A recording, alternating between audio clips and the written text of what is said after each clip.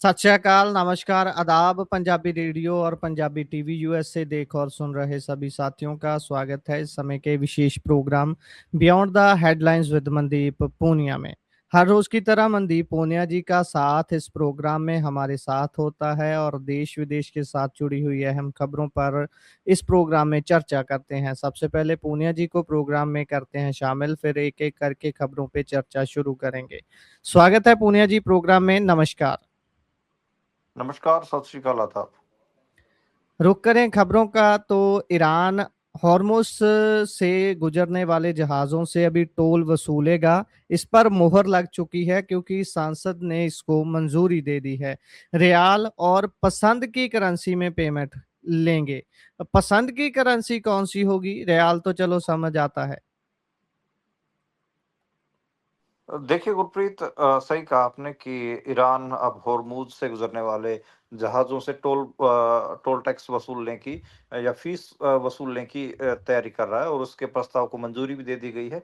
Iran की मेहर news agency के मुताबिक जिन देशों के जहाज़ों को होर्मुज से गुजरने की अनुमति होगी, उनसे समुद्री सेवाओं के बदले शुल्क लिया जाएगा। ईरानी संसद की राष्ट्रीय सुरक्षा और विदेश नीति समिति के प्रवक्ता हसन काशकवी के मुताबिक फीस के बदले समुद्री सेवाएं, सुरक्षा और इंश्योरेंस जैसी सुविधाएं दी जाएंगी। इसके अलावा पर्यावरण संबंधी सेवाएं और खास परिस्थितियों में ईंधन भी दिया जाएगा। अब भुगतान ईरानी रियाल या ईरान की पसंद की किसी भी दूसरी करेंसी में की जा सकेगी। देखिए, मुझे लगता है कि ईरान को दुनिया के बाकी मुल्कों के साथ ट्रेड भी करना, तो शायद वो जो मनपसंद जो करेंसी है वो ऐसा होगा कि मान लीजिए चाइना से या रशिया से कोई वो ट्रेड कर रहे हैं, तो उसमें उनकी करेंसी में पेमेंट के लिए वो दूसरे देशों को बोल सकते हैं। तो वो मुझे एक एक मामला लग रहा है। देखिए, अमेरिका ने पहले ये बात कही थी कि हम ईरान के खिलाफ आर्थिक जंग शुरू कर रहे हैं। आपको ध्यान हो, अमेरिका के जो वित्त मंत्री हैं, स्कॉट बेसेंट, उन्होंने कहा था कि ट्रंप प्रशासन अब ईरान के खिलाफ आर्थिक जंग के आखिरी दौर में पहुंच गया है। बेसेंट के मुताबिक अमेरिका का मकसद ईरान की कमाई के बड़े रास्ते बंद करना है। तो आपको पता ही है कि ईरान के ऊपर पहले भी बहुत किस्म के प्रतिबंध लगाए हुए हैं, जो उनके लाखों करोड़ के जो डॉलर हैं, उनकी जो पेमेंटें हैं वो भी रोकी हुई हैं। तो ये बड़ा मामला है। खैर, ईरान की जो बाकी के खाड़ी के मुल्क हैं, अब देखिए इसके प्रतिक्रिया भी बहुत होती हैं। अब ईरान बाकी के खाड़ी मुल्कों को चेतावनी भी दे रहा है, क्योंकि आपको पता है कि खाड़ी के बहुत सारे मुल्क अमेरिका के साथ भी खड़े हैं। तो वो ये कह रहे हैं कि अगर अमेरिका का साथ दिया तो हम आपको दुश्मन मांगेंगे। तो खैर, ईरानी अधिकारी आपको एक, शायद आपको पता चला होगा कि एक मक्का एग्रीमेंट भी फ्लोट किया गया है और उसमें एक आ गया कि आप मक्का एग्रीमेंट में शामिल हो। अब देखते हैं कि क्या क्या मामला रहता है मक्का एग्रीमेंट का। ईरान के जो विदेश मंत्रालय और समझौते के संस्थापक देश हैं, सऊदी अरब, तुर्की और पाकिस्तान, इस दावे की आधिकारिक पुष्टि उन्होंने की नहीं है। लेकिन अगर मक्का एग्रीमेंट में ईरान को न्योता मिला है, तो ये फिर तिकड़ी की बजाय चुकड़ी हो जाएगी, यानी कि ईरान भी इसमें शामिल हो जाएगा। खैर, देखते हैं कि क्या मामला है। नेटो जैसा अलायंस तो कहीं नहीं बन रहा, इसको लेकर भी बहुत सारी विचार चर्चाएं अभी शुरू हो चुकी हैं। खैर, होर्मुज को अमेरिका का इलाका पहले ही ट्रंप बता चुके हैं, न्यू यूएस टेरिटरी का उन्होंने जिक्र किया था, और 18 अगस्त को पहली बार होर्मुज के ऊपर अमेरिकन जो ये बताया था कि हमारा यहाँ पर नियंत्रण है। तो खबरें आप पहले भी ऐसी ऐसी देख चुके हैं। खैर, ये एक अलग डेवलपमेंट थी आज, जिसके बारे में बात करना जरूरी था कि अब ईरान की जो पार्लियामेंट है वो भी इस बात पर पहुंच गई है कि हमें होर्मुज से निकलने वाले जहाजों से टोल टैक्स वसूलना चाहिए। जी। और इससे अगली खबर की और अगर रुख करें तो कॉकरोच जनता पार्टी 5 सितंबर को एक बार फिर से दिल्ली मार्च करेगी। क्या मांग होगी इस बार? क्या स्टूडेंट्स का मुद्दा ही सबसे आगे है? और कैसा मार्च रहने वाला है? इसकी रूपरेखा क्या होगी? देखिए, कॉकरोच जनता पार्टी 5 सितंबर को दिल्ली में विरोध मार्च निकालने की बात कह रही है। कॉकरोचों ने आरोप लगाया है कि केंद्र सरकार ने 25 जुलाई को युवाओं से किए गए वायदों का को पूरा नहीं किया है। इन्हीं वायदों के भरोसे जंतर मंतर का जो आंदोलन था वो वापस लिया गया था।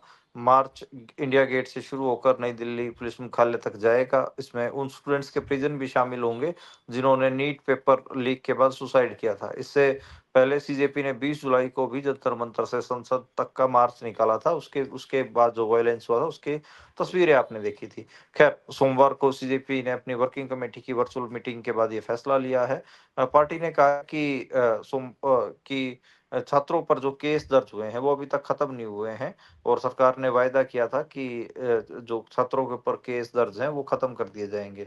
उन्हें हमारे धैर्य को कमजोरी नहीं समझना चाहिए और अभी वो केस वापस नहीं कर रहे स्टूडेंट्स के ऊपर। इसको इसी की वजह से हम 5 सितंबर को अब ये मार्च निकाल रहे हैं, ये सीजेपी की तरफ से कहा गया है।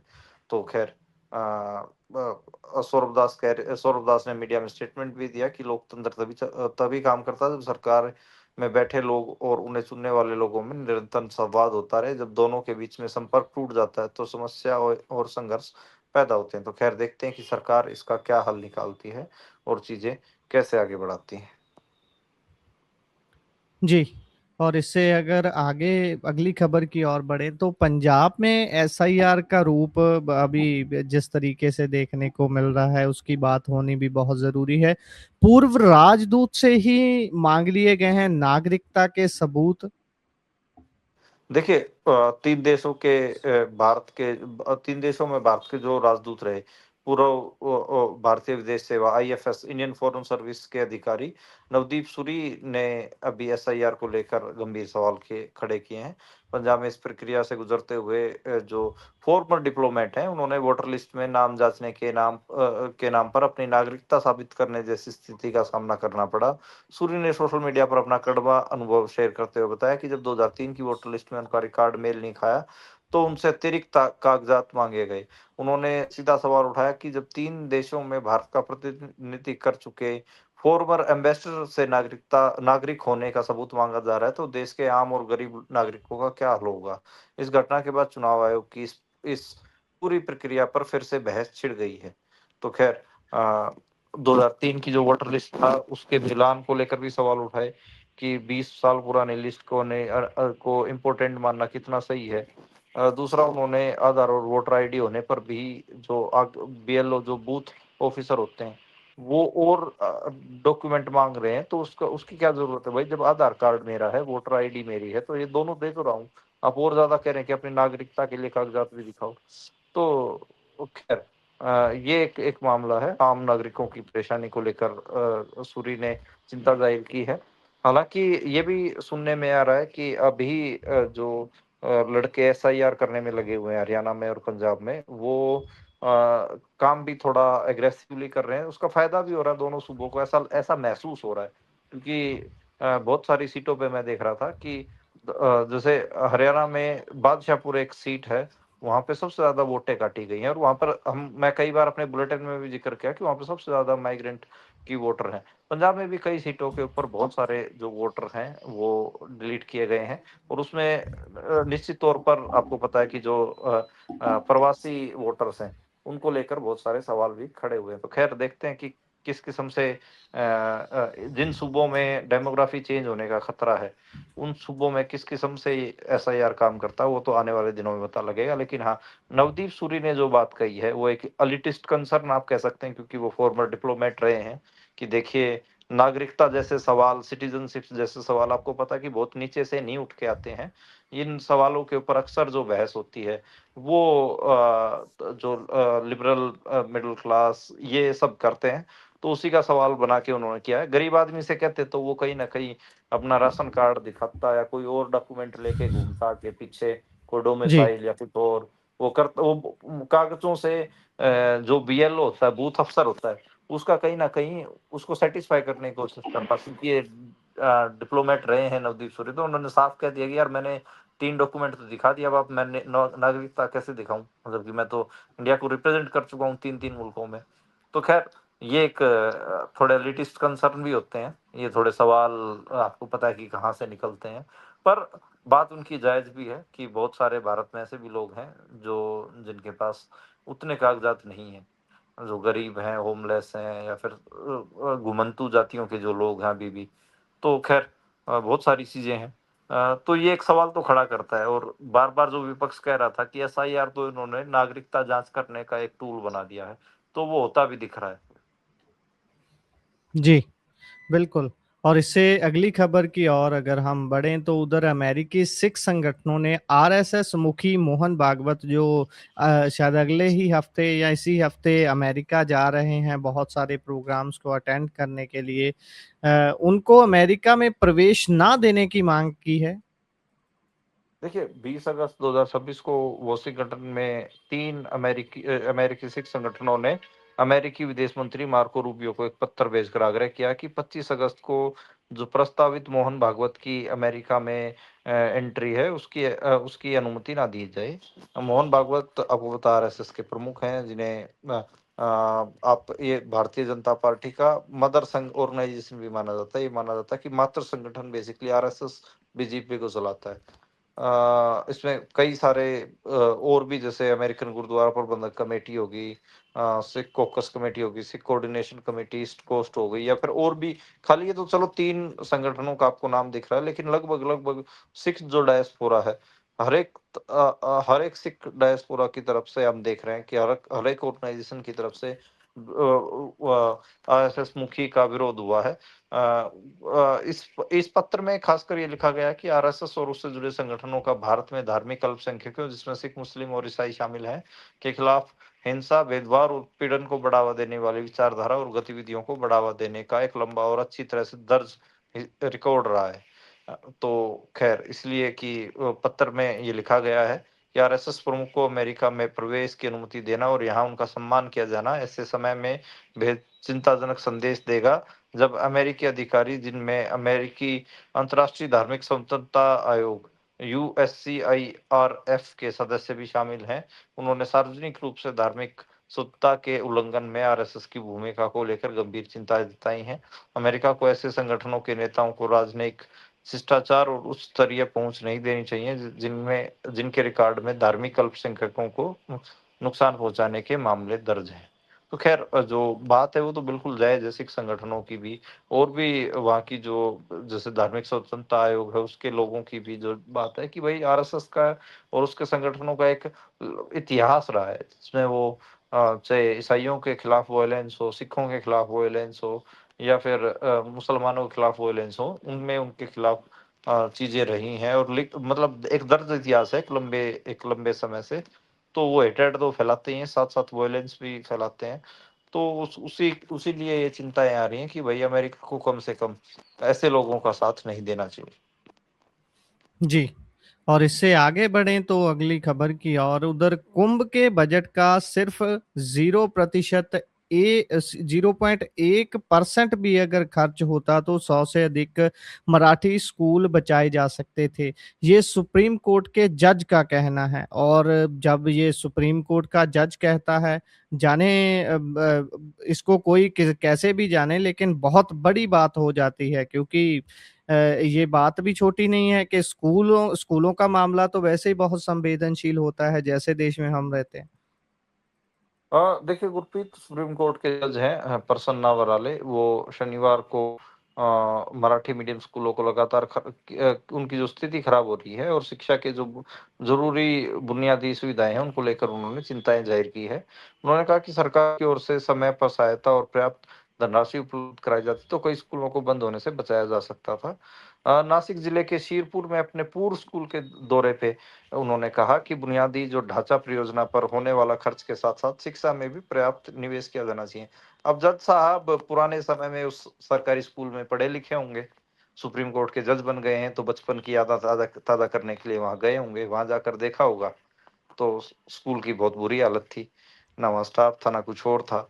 तो इसलिए बराले साहब ने के मुँह से ये बात निकल गई है। मराठी में बोलते हुए उन्होंने कहा कि राज्य सरकार कुंभ मेले पर 32,000 करोड़ रुपए खर्च कर रही है। उन्होंने कहा, हाल ही में मुख्यमंत्री ने कहा था कि सरकार कुंभ के बुनियादी ढांचे पर 34,000 करोड़ रुपए और एक कॉरिडोर परियोजना पर 11,000 करोड़ रुपए खर्च कर रही है।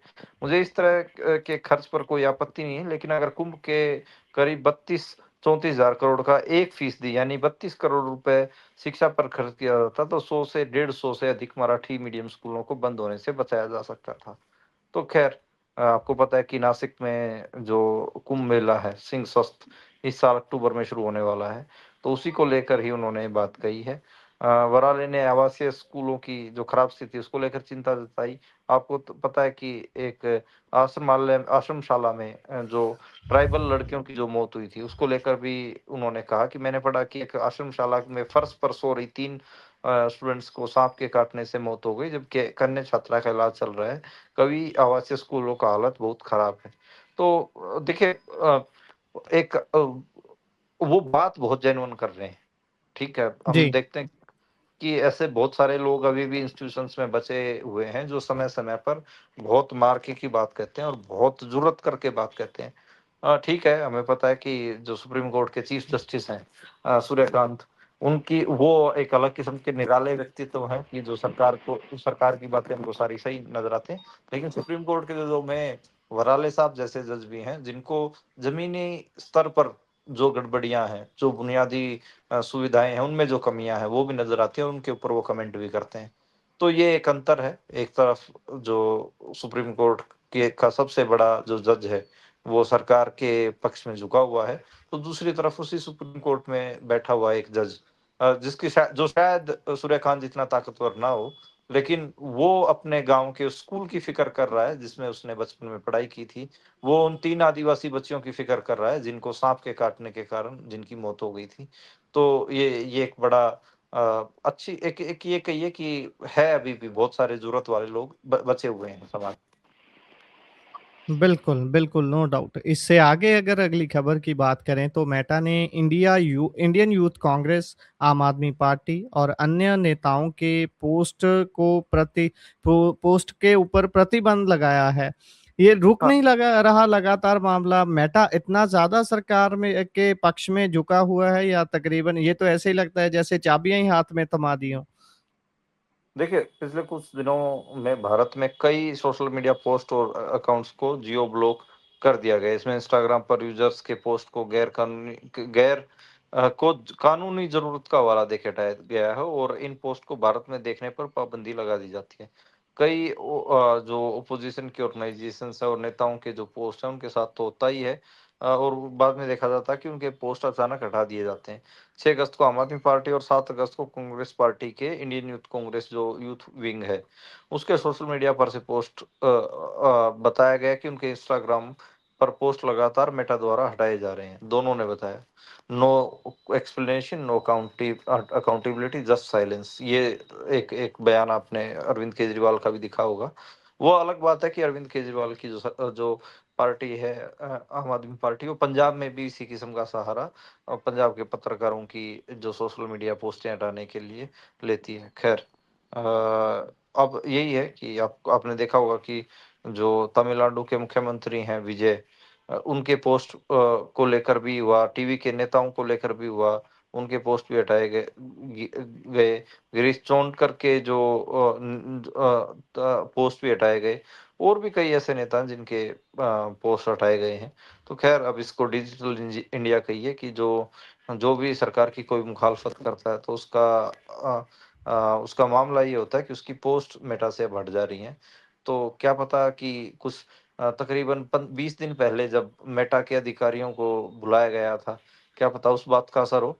हालाँकि डिनाई किया था मेटा ग्लोबल ने बहुत सारी बातों से कि हम सरकार के कोई दबाव में नहीं हैं और यहाँ तक तो इंडियन जो एजेंसीज़ के हवाले से जो रिपोर्टिंग होती है, उसमें तो यहाँ तक दावा कर दिया था कि नरेंद्र मोदी ने मार्क जुकरबर्ग को अड़का दिया है। बाद में मेटा की टीम ने इस पे भी क्लैरिफ़ाई किया कि मार्क जुकरबर्ग तो ना तो इंडिया आए, ना उनकी कोई बातचीत हुई। तो ख़ैर हुँ, बड़ा बिल्कुल। अजीब सिस्टम है, पर अभी मेटा कहीं न कहीं दबाव में सरकार के दबाव में दिख रहा है। जी। तो इससे अगली बात अगर यूपी की करें तो प्राथमिक स्कूलों की बदहाली की वीडियो पोस्ट करने के मामले में एक एक्टिविस्ट के ऊपर मामला दर्ज कर दिया गया, केस दर्ज कर दिया गया। ये स्कूलों को लेकर ये तो अच्छी बात है कि अभी बात हो रही है, शिक्षा की बात हो रही है, उन मुद्दों की बात हो रही है जिनको बहुत समय से लोग कह तो रहे थे कि ये असल मुद्दे हैं, इन पे बात होनी चाहिए। लेकिन जब ये बात हो रही है तो परेशानी यही है जो अभी हम डिस्कस करने वाले हैं कि सरकार को इतना डर लगता है कि एफआईआर तैयार रखते हैं पहले ही। देखिए, बिल्कुल आपने सही कहा कि अभी बात हो रही है। मामला उत्तर प्रदेश के देवरिया शहर का है। देवरिया में एक सरकारी स्कूल है और वहाँ के एक लोकल नौजवान एक्टिविस्ट हैं रजत सिंह। उन्होंने एक स्कूल की हालत दिखा दी। वो सरकारी स्कूल जो कि पहली से 5वीं कक्षा का था, उसमें जो बालिकाओं के लिए जो टॉयलेट थे और जो स्कूल की बिल्डिंग थी, उसको लेकर दिखा दिया। तो उसके बाद देवरिया पुलिस ने उनके खिलाफ एफआईआर दर्ज कर ली है। तो बड़ा अजीब है। अब ये मैं इसको हम क्या इसको बोलें? इसको यही बोलेंगे कि अब स्कूल के जो हालात हैं, उसको सुधारने की बजाय जो उसको दिखा रहा है, उसके ऊपर आप केस दर्ज कर रहे हैं। अरे भाई, आपने ज़रूरत ही करनी है, तो फिर आप जो मान लीजिए कि फिर वो एक फ़ोटो नहीं पड़ती है कि पहले और अब। तो आप ये स्वीकार करिए कि स्कूल की जो हालत है वो खराब है, उसके बाद उसमें मरम्मत करवाइए और 1 महीने बाद ऐसी फ़ोटो सोशल मीडिया पे पोस्ट करके सरकार को चाहिए कि अपनी वाहवाही लूटे पहले और अब वाली, कि अब जो स्थिति है वो खराब है और उसके बाद जब आप मरम्मत करवा देंगे, उसकी फ़ोटो चढ़ा के फिर आप नंबर कूटिए। लेकिन वो करने की तो हिम्मत है नहीं, शिक्षा पे बजट खर्च करने की नीयत तो है नहीं। कुंभ पे ज़रूर करेंगे या फिर और ऐसे आयोजनों पे कर देंगे जिनका कोई मतलब नहीं है। लेकिन जो बुनियादी ढाँचा है शिक्षा का, उसको आप ऐसे ही सड़ने-गलने के लिए छोड़ देंगे, तो भाई लोगों के पास भी तो आवाज़ है, लोग तो आवाज़ उठाएँगे ही। आप कितनों पे केस करेंगे? ये मेरे को बिल्कुल समझ नहीं आ रहा है। अपने कुछ दिन पहले जो राजस्थान में हुआ, वहाँ पर जो नौजवान गए हुए थे दिखाने के लिए स्कूल के जी। हालात, उनके साथ भी मारपीट हुई और अब उत्तर प्रदेश में भी ये मामला पहुँच गया कि एक एक्टिविस्ट ने दिखा दिया स्कूल, तो उसके उसके ऊपर एफआईआर दर्ज होगी। पश्चिम बंगाल में तो खैर जिस लड़के ने दिखाया था, उसके पिताजी की ही हत्या कर दी थी बीजेपी के कार्यकर्ताओं ने। तो खबरें बहुत निराशाजनक आ रही हैं, लेकिन अच्छी बात ये है कि गाँव-गाँव में बहुत यंग लोग ऐसे ये जो बुनियादी ढाँचे हैं, शिक्षा के हों, स्वास्थ्य के हों, जो स्ट्रक्चर है उनको एक्सपोज़ कर रहे हैं। एक तो मुझे बहुत क्रिएटिव भी दिखा, धौलपुर में एक लड़का मुझे दिखा कि जो रील वगैरह बनाता है, लेकिन वो नाचता है, नाचते हुए रील बनाता है उसपे डबली पे। और वो जहाँ-जहाँ धौलपुर में स्ट्रक्चर जो बुनियादी इंफ्रास्ट्रक्चर है वो ब बर्बाद है, वहाँ पर जाके वो बनाता है। जैसे खड्डे जो होते हैं, गड्ढे होते हैं सड़कों के, उनमें खड़े होके वो नाचता है। तो वो इस हिसाब से नाचता है कि आदमी का ध्यान जाता है कि देखिए सड़कों के ऊपर कितना बड़ा गड्ढा है। तो ख़ैर ऐसी क्रिएटिविटी के साथ जो ऐसे नौजवान हैं, ये एक्सपोज़ कर रहे हैं कि भारत का जो बुनियादी इंफ्रास्ट्रक्चर है वो बहुत जर्जर हालत में अभी पिछले कुछ सालों में पहुँच गया है। तो ठीक भी लगता है ये। बिल्कुल। और इससे आगे अगर अगली खबर की बात करें तो अमेरिकी राजदूत ने जो बताया है फ्रांस में हुई ट्रंप और मोदी की बैठक के बारे में, उसने बहुत सारी पोल खोल दी हैं भारतीय सरकार की, देश के पीएम की। क्या कह रहा है अमेरिकी राजदूत, और जो वो बात कह रहा है, उसको नकारने के लिए बीजेपी आगे आई है या नहीं अभी तक? देखिए, अमेरिका के राजदूत हैं सर्जियो गोर, उन्होंने ये कहा है कि नरेंद्र मोदी और अमेरिकी राष्ट्रपति डोनाल्ड ट्रंप की 2 महीने पहले हुई मुलाकात से पहले सिर्फ़ एक अनुरोध किया गया था कि प्रेस को दोनों नेताओं से सवाल पूछने का मौका ना दिया जाए। गोर ने 22 अगस्त यानी कि बीते शनिवार को बताया कि ट्रंप शुरुआत में इस बात पर सहमत हो गए थे, लेकिन बाद में उन्होंने खुद पत्रकारों से सवाल पूछने को कहा। इस दौरान वे मोदी के बगल में बैठे थे। मोदी आमतौर पर बिना पूरी पूर्व तैयारी वाली प्रेस बातचीत से बचते हैं। यानी कि वो कहना ये चाह रहे थे गोर कि मोदी साहब जो स्क्रिप्टेड प्रेस होती है उसको तो सामना कर लेते हैं, लेकिन बिना जो तैयारी की जो प्रेस ब्रीफिंग होती है उससे वो बचते हैं। तो ख़ैर ये सवाल आपको पता है कि economic time world leaders forum में गौर से सवाल पूछा गया था और उन्होंने अमेरिका और भारतीय रिश्तों को लेकर जो तनाव को लेकर जो बात थी उसके ऊपर अपनी बात रखी थी और उसको लेकर उन्होंने ये घटनाक्रम सुनाया था। तो ख़ैर भारत में काफ़ी चर्चा का विषय है।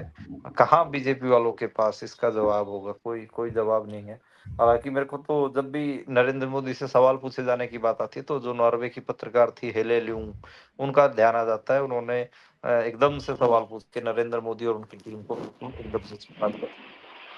जी। आगे बढ़ें तो उधर सीएम की पत्नी, सीएम भगवंत मान की पत्नी डॉक्टर गुरप्रीत को कौर ने जो नोटिस भेजने की जानकारी सोशल मीडिया पर दी थी, जो नोटिस सामने तो नहीं आया 24 घंटों में, जिसमें बात थी कि 24 घंटों के अंदर-अंदर माफ़ी माँगे या फिर कोर्ट में मिलेंगे। आखिरकार वो नोटिस सामने आ गया है और दूसरी तरफ से पीएचआरओ पंजाब ह्यूमन राइट ऑर्गेनाइजेशन ने भी प्रेस कॉन्फ्रेंस की है। उन्होंने भी काफ़ी सारे खुलासे किए हैं और इससे भी आगे बहुत सारी बातें कही हैं। लेकिन ये जो अभी नोटिस सामने आया है, इसमें क्या कुछ दर्ज है? वही कि एक तो जो आम आदमी पार्टी और गुरप्रीत कौर जो हैं भगवंत मान की पत्नी, वो एक ही बात को ज़्यादा पुश कर रहे हैं कि देखिए ये जो जज साहब हैं ये कांग्रेस के जो एमएलए सुखपाल खैरा उनके दोस्त, उनके रिश्तेदार हैं। इसी को सबसे प्रमुखता से प्रचार करें। दूसरा जो आपने कहा कि वही माफ़ी माँगने की बात, तो वो तो कोई आया नहीं है। रिटायर्ड जज को उन्होंने नोटिस देते हुए कहा था कि वह अपने लगाए आरोपों को साबित करें, नहीं तो उन्हें लीगल नोटिस और कानूनी कार्रवाई का सामना करने के लिए तैयार रहना होगा। उधर जो साबका जस्टिस हैं रंजीत सिंह, जस्टिस रंजीत सिंह, उन्होंने कहा कि मुझे अब तक कोई नोटिस नहीं मिला है। अगर नोटिस आता भी है तो मुझे किसी तरह का कोई डर नहीं है, मैं इसका जवाब नहीं दूंगा।